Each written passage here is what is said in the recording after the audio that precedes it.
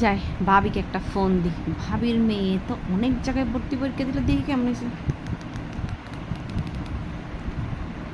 Hello ভাবি, আসসালামু আলাইকুম।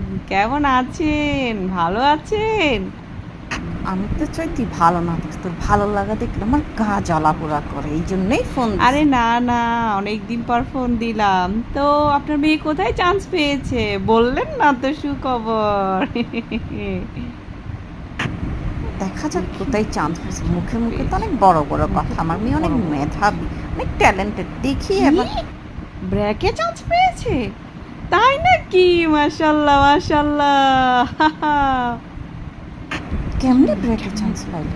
কেমনে চান্স পাইল? আমার তো পেটের ভাত হজম হবে না, আজকে রাতে ঘুমই তো হবে না এই টেনশনে। ওর মেয়ে কেমনে ব্রেকে চান্স পাইল?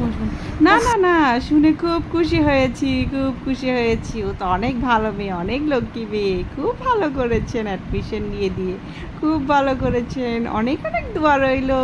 আল্লাহ হাফেজ, ভালো থাকবেন। দুয়া না কিসের দোয়া? ছাই, কিসের ঢাকা দোয়া? পাঠাবে হ্যাঁ, মেয়েকে, মেয়েকে বেড়া বেটা বানাবে। বানাবে, স্মার্ট ব্যারিস্টার বানাবে, হবে। ঢাকা দেখা পাঠাবে। যাবে কোন দেখা যাবে ব্যারিস্টার নষ্ট ঢাকা করার পাঠাবে জন্য কোন মেয়েটাকে ডাকা বেড়া পাঠাচ্ছে। মানুষ আচরণ ঢঙে করবে। আর বাঁচি না। সাবধান গায়ে দিয়ে কি আমার ঘুরবে। বালের ব্যারিস্টার হবে রে? ধরতে ধ্যাৎ, কাজ পায় না। ঢাকা ঢঙে বাঁচে পাঠাবে। না। পরেই রাখি বুঝবে, ভাবি, এখন তো বুঝবে আসসালামু না। আলাইকুম।